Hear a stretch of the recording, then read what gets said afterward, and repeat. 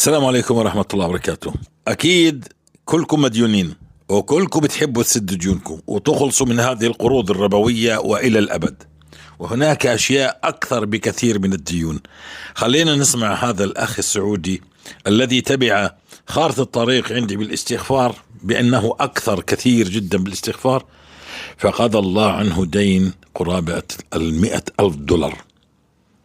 علما خلينا نسمع قصته ونتكلم إن شاء الله بأي أبواب يدخل الاستغفار. لازم تحط نصب عينيك الآية وما كان الله معذبهم وهم يستغفرون، بتكفيك هذه الآية عن كل الآيات أنه لا يعذب الله مستغفر. مديون هذا عذاب، مهموم عذاب، موجوع عذاب، في حيرة من أمرك عذاب، أولادك مش عارف تدبرهن عذاب، كله عذاب.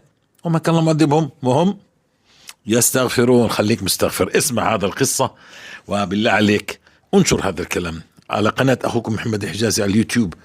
هناك 1500 درس ما بين سورة البقرة والاستغفار فقط، سترى عجب. هناك في التعليق الأول يعني صندوق الوصف في قناة للقصص المستغفرين. نعم نلزم الاستغفار، الله غفور رحيم لمن تاب. نسمع. السلام عليكم ورحمة الله وبركاته. مساء الخير يا أخي الكريم. أنا خالد من المدينة المنورة.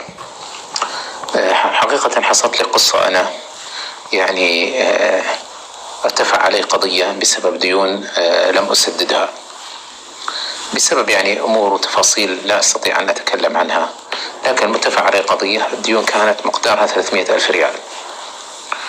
وسبحان الله كان عندي عقار في المدينة المنورة، أحببت أني أبيعه، لكن بسبب القضية اللي رفعت علي منعت من بيع العقار اللي موجود عندي لكي أسد ديني.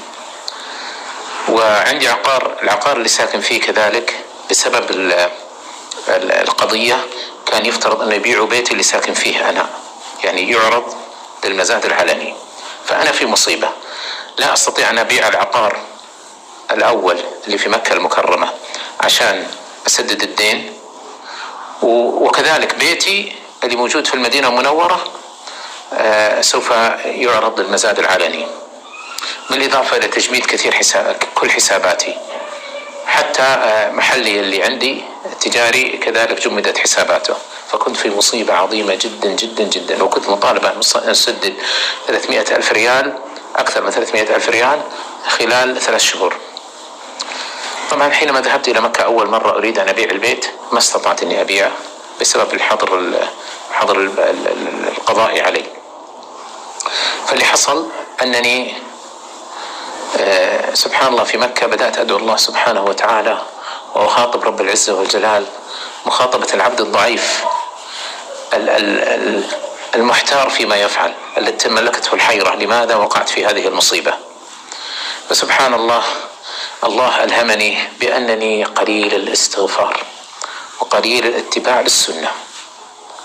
فتذكرت سبحان الله قناة سيدي الشيخ محمد، وأقول سيدي لأنه فعلا هو سيد، بالمعلومات التي أعطانا إياها والتركيز الذي فعله. وبدأت أستغفر سبحان الله، أستغفر 30,000 مرة.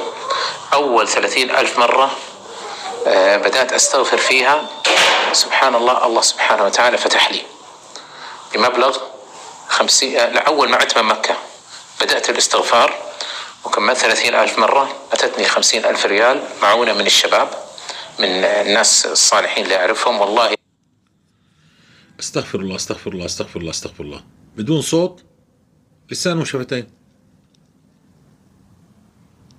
خلاص نسمع نكمل القصة. لم أكلمهم ولم أطلب منهم شيء، إنما عرفوا المشكلة التي أنا فيها. وكان هذا الشخص أصلا فقير، استدان لي 50,000 وقال لي هذه منحة مني 50,000 إلى رمضان سددها لي. هذا أول شيء، هذا جزء من 30,000 من 300,000.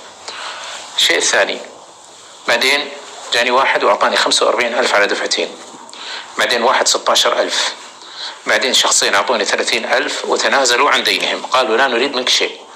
والله لم أطلب منهم التنازل يعني، لكن الله يجزيهم خير، يعني هم تنازلوا عن الدين الذي أعطوني إياه. وأتتني كذلك 6000 ريال. فاللي حصل يعني تدبر معي تقريبا 150 ألف ريال، هذه كلها بهذيك الفترة.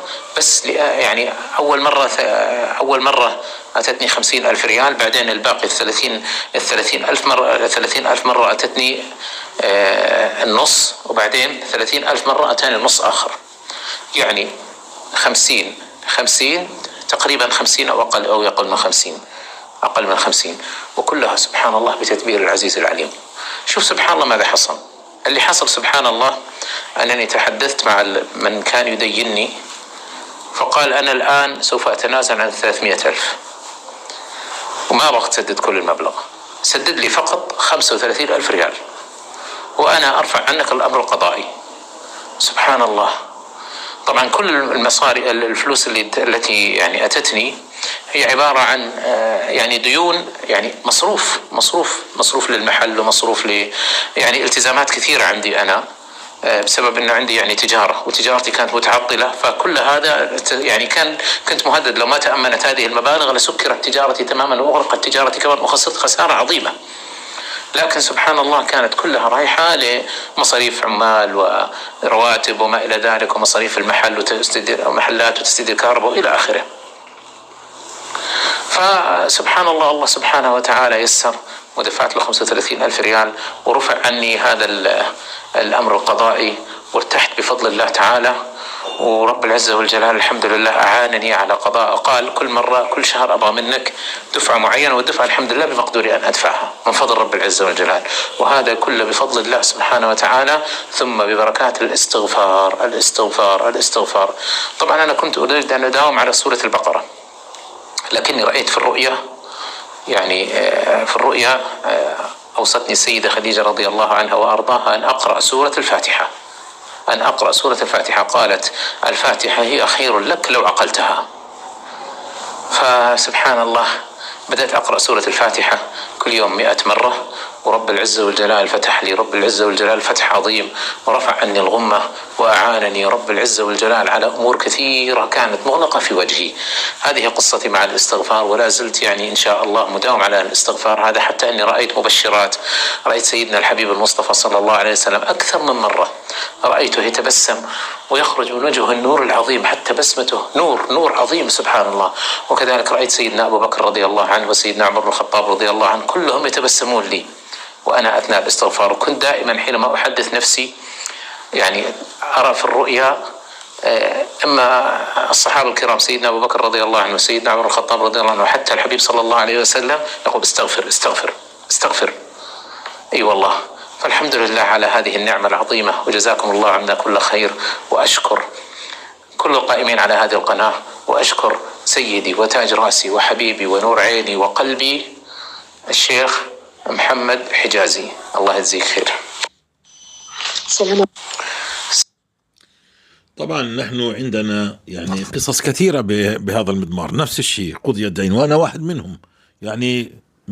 يعني تقريبا 100,000 دولار قضي عني بفضل الله. الموضوع يا جماعة كبير جدا.